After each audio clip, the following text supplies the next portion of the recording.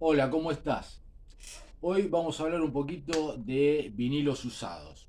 Comprar vinilos usados, la compra-venta de vinilos usados no es algo de ahora. Incluso cuando el disco de vinilo era el principal formato de la industria, ya había ferias o incluso disquerías que vendían discos usados. Después, con la llegada del CD, la gente se sacaba de encima los discos y esas disquerías de usados se volvieron el único lugar para ir a revolver y conseguir cosas. Además está decir que ese era el momento donde estaba bueno ir a comprar porque todos se querían sacar los discos de vinilo de encima. Pero bueno, lógicamente tampoco nosotros estábamos interesados capaz que en ese momento deslumbrados por el tema del CD. Con el tiempo perduraron esas disquerías, mucho en el centro, en la Galería del Óptico, en la calle Rodríguez Peña, este, y las ferias de Parque Centenario, Parque Rivadavia, incluso acá en Parque Saavedra, también se armaba en la montañita una feria de intercambio de discos. Y de un tiempo a esta parte, digamos que en los últimos 6 7 años, cuando comenzaron las reediciones, incluso un poco antes también, cuando comenzaron las reediciones y el vino se vuelve a poner, entre comillas, de moda, bueno, hay muchas más opciones y bueno, y con los sitios de venta como Mercado Libre o las páginas de Facebook dedicadas al tema, tenés un montón de opciones para comprar y vender discos. Eso con el agregado de la nueva cotización que van teniendo los discos, que se van convirtiendo cada vez más en un producto para entendidos. Por todo esto y teniendo en cuenta que son artículos que tienen 50 años o 40 o 30, tenés mucha variedad, muchas épocas, hay un montón de cosas para considerar y no conviene salir completamente desprevenido a comprar discos porque hay varios parámetros. Cuando vas a comprar un disco nuevo, vos ya sabes que ese disco está a 0 kilómetros, que no vas a tener ningún problema, sabés más o menos de antemano el precio medianamente, como de cualquier cosa nueva, sabés dentro de qué precio va a estar, y aparte por lo general cuando vas a comprar un disco nuevo, también sabes qué disco querés, o por lo menos tenés bastante acotada la elección. Cuando vas a comprar un vinilo usado no existe nada de eso. No sabes exactamente qué disco vas a encontrar. Una vez que encontraste algo que te gusta, tenés que ver en qué estado está y después ver cuánto te lo quieren cobrar. Así que estas van a ser unas pequeñas recomendaciones este, basadas en mi experiencia, como digo siempre, esto lo repito siempre. Eh, Punto número uno, controlar la ansiedad, no volverse loco. Salir a disfrutar, ir a comprar un disco, para mí es una de las cosas más lindas que hay, uno de los paseos más lindos, es algo personal, es algo tuyo y es un momento para disfrutar. La compra, la búsqueda, me parece que es un momento que tenemos que aprovechar para que la experiencia sea buena y no que la ansiedad nos gane y terminemos por ahí comprando algo que después vemos que no nos terminó de convencer. Eh, para que esa experiencia sea buena, el punto número dos, controlar el presupuesto. Salir más o menos con una cantidad de dinero que vos sepas que estás dispuesto a gastar. Porque ya sabemos que son caros, los discos son caros y esto se puede convertir en un vicio de querer comprar y terminar gastando, salís con un montón de plata en el bolsillo y la gastás toda. Entonces, no, bueno, hay que salir con una idea predeterminada de lo que vas a gastar. Después, lo que vos pagues por cada disco que comprás es otra cosa. Esto va a ir en las posibilidades de cada uno, obviamente. Comprás, punto 3, comprá discos en muy buen estado o en excelente estado. Esos discos que comprás porque te pareció una buena oportunidad, pero que vos ya ves que no están muy bien, a la larga es probable que te arrepientas. A mí me ha pasado con algunos.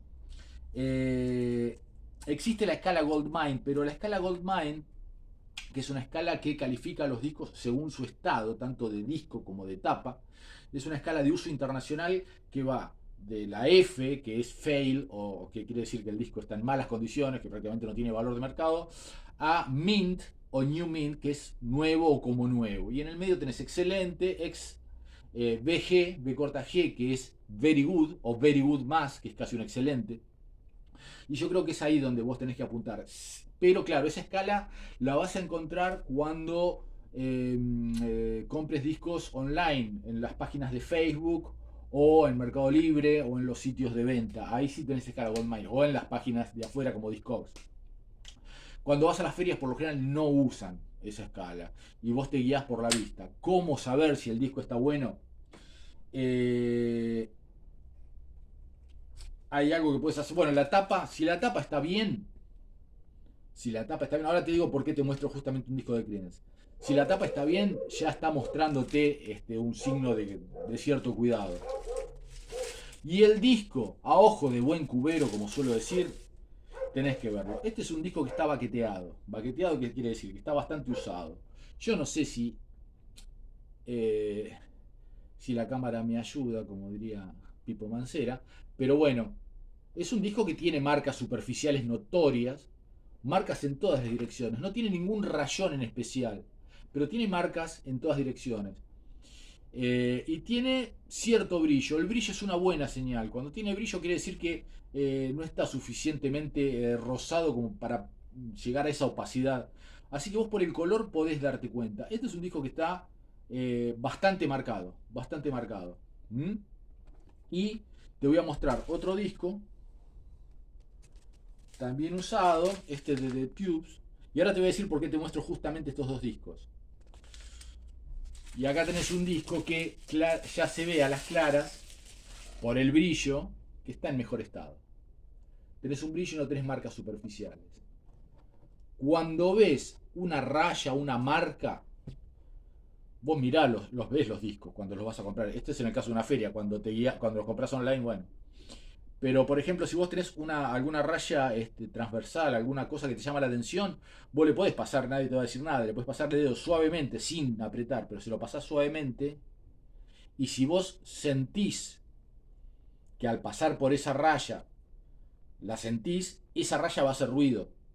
Una raya que vos sientas al tacto simple de pasar apenas el dedo, esa raya que vos sentís, esa raya va a sonar, se va a escuchar, va a ser un toque o va a ser un salto. Eso no hay duda. En cambio, si no se siente, probablemente sea una raya que no llegó a marcar el surco. Te marcaba los discos con respecto, seguimos hablando del estado de los discos. Los discos de Creedence, o los discos de los Beatles, por eso te hablaba de la gran cantidad de tiempo que tenemos. Son discos, estos discos originales, son discos que tienen 50 años, porque son incluso de los 60. Y son discos que en general fueron usados también en aparatos que no eran tan cuidadosos con los discos. Muchos de estos discos fueron, en la jerga a veces dicen wincofoneados. No es por hablar mal de la marca, pero digo, los aparatos de los tocadiscos antiguos eran tocadiscos con púa de cerámica y sin un control de peso de la cápsula sobre el disco, de la púa sobre el disco. Así que en general eran discos que fueron usados de una forma muy, dale que va, ¿viste? Muy baqueteado, como decimos. Y que no se cuidaban. Los discos en realidad no se empezaron a cuidar como artículos de colección hasta que a mediados de los 70 empezaron a hacerse más habituales los equipos de alta fidelidad, bandejas con cápsula magnética, con control de contrapeso, con buenos baffles, los cintoamplificadores.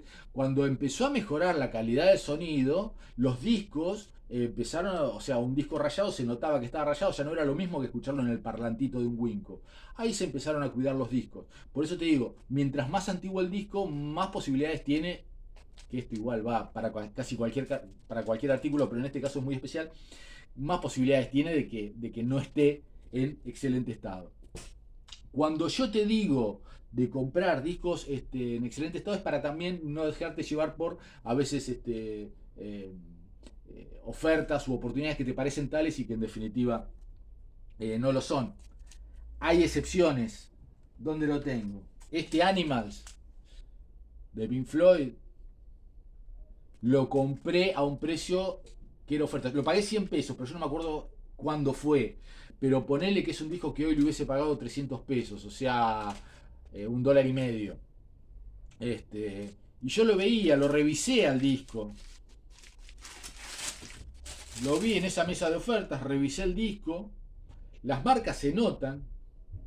Las marcas se notan, pero no tenía una raya, no tenía una marca que vos dijeras que fuera determinante. Y agarré y lo compré. Esto es como las excepciones que confirman las reglas. A veces encontrás algo que realmente ves como que te parece una oportunidad, te dejás guiar por la intuición, como te decía antes, y compras. No me arrepiento de haber comprado este Animals. obviamente merece una mejor edición, yo lo tengo en CD también, merecería tenerlo en un excelente estado, ya lo voy a tener. Y otra excepción, por ejemplo, qué sé yo, a veces encontrás algún disco, este disco es la música de la película de Clint Eastwood, y yo soy medio fan de esta película. Cuando encontré este disco, que no es muy fácil de ver, lo compré. Tampoco está mal el disco, está en buen estado, el disco está bien. Pero bueno, y tampoco lo que pagué a un precio exagerado, a un precio de coleccionista. Pero bueno, eh, se ve muy bien, se ve muy bien, se ve muy brilloso y se escucha bien el disco. Que cuando son bandas de sonido con música incidental también, depende de la música que sea. ¿Mm? Depende de la música que sea, también se nota más. No es lo mismo un disco de AC/DC que un disco de música incidental. Hablamos del estado de los discos. Eh, Hablamos de los precios exhibidos. A mí me gusta que los precios estén exhibidos, estén a la vista, porque cuando yo voy a comprar, ya de por sí me tomo un montón de tiempo. Y tampoco tengo una idea por ahí definitiva de lo que quiero. Y por ahí en un montón de bateas que tengo un vendedor en una feria o en una disquería, capaz que hay un montón de discos que me gustan. Y tengo que andar preguntándole el precio por cada uno. Yo creo que el precio tiene que estar exhibido. Y no hay excusas para no exhibirlo. ¿Por qué? Porque incluso había una costumbre, que yo no sé si se sigue usando, pero se usaba mucho en disquerías, de ponerle sobre la funda una etiqueta al disco. Por ejemplo, A, B, hasta la letra que se te ocurra. Y después un papelito en la pared donde dice, disco A, 100 pesos, disco B, 80 pesos. Hay inflación, los precios cambian. Lo único que tenés que hacer es cambiar el listado que está en el papelito. No sé si soy claro, si lo viste alguna vez, pero era un método muy usado que yo ahora hace rato que no veo. Pero bueno, vos tenés un papelito donde vos consultás ahí y vos ya sabés. Después querés eh, recategorizar un disco y ponerle otro precio, bueno, agarrás ese disco y se lo cambias. Así que no hay excusas. Y además, cuando vos sacás un disco y le preguntás al vendedor, siempre te va a quedar la sensación de que te lo está cotizando en el momento. Y no es una sensación copada. No digo que los vendedores lo hagan, pero no es una sensación copada. Y es una pérdida de tiempo. Yo, honestamente, tanto en ferias o a disquerías que no exhiben los precios no voy. Y las ferias, cuando el vendedor no tiene exhibido el precio, no sigo de largo. Sigo de largo. Me gusta que los precios este, estén exhibidos. Y hablando de precios, otro consejo es no pagar precios exagerados por los discos. El mercado del vinilo se ha vuelto una cuestión bastante elitista y los precios, como en cualquier artículo de colección, no los pone nadie. Es difícil acceder a una cotización de los discos. Vos podés ir a Mercado Libre, podés ir a Discogs para ir teniendo referencias. A medida que te vas haciendo un conocedor, vas sabiendo más o menos cuánto vale algún disco. Pero hay discos que de pronto se disparan y valen mucho dinero. Después se terminan reeditando y por ahí vos, que no sos un purista que quiere tener la edición de época, por decir Artaud, que no, bueno, ahora no lo tengo a mano, yo tengo un Artaud del año 75, que no es la primera edición con la forma de la tapa rara, sino que es otra. Lástima que no lo busqué, pero bueno, en otro día te lo muestro. Y ese Artaud, en un momento, como el original, el del 73, con la tapa esa deforme, llegó a cotizar a muchísima plata. Y después en 2015, 2016, cuando sale la reedición, esa cotización baja, porque había mucha gente que no estaba interesada en pagar una fortuna por un disco de 40, 50 años, sino que quería tener el disco para escucharlo y le gustaba el objeto. Volvió a salir y esa cotización bajó. Es algo que pasa ahora como con los discos de los redonditos de ricota y eso. Así que fíjate lo que vas a pagar por un disco y en todo caso, fíjate porque siempre tenés oportunidades y fíjate de comprar, que ese sería el punto, otro punto. eh, Comprar música que te guste, aprovechá comprar discos que te gusten y que estén a un precio que puedas pagar. Yo, por ejemplo, qué sé yo, este disco siempre lo quise tener. Este es un concierto de Chick Corea y Herbie Hancock. Son dos pianos. Y es un disco que siempre quise. Y no es un disco súper recontra cotizado. Es un disco doble. Este es una edición francesa. No es un disco súper cotizado. Cuando encontré la oportunidad lo compré. Lo pagué normal. No lo pagué ni recontra barato. Ni lo pagué mucho. Lo pude comprar. Es una edición francesa. Y acá, bueno, pero por eso tiene que ver todo lo que yo te decía. En este caso vos tenés que ver bien el estado del disco, tenés que jugártela. Este está buenísimo, está perfecto este disco. Por eso lo compré. Pues es un disco que son 2 pianos acústicos grabados en vivo. Entonces, tiene que sonar sí o sí.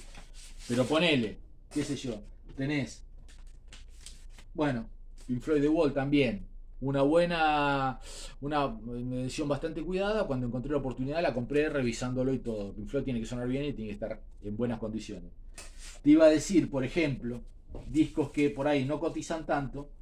Y tenía alguno de Rick Wakeman por ahí, pero no lo tengo en este momento. Pero ponele, este es el primer disco solista de Mike Rutherford, de Genesis. Este salió en la época que salió el primer disco solista de Phil Collins, salió uno de Tony Banks también. Y no es un disco terriblemente cotizado.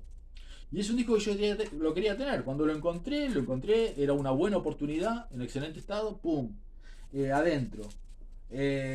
O qué sé yo, cosas que te gustan.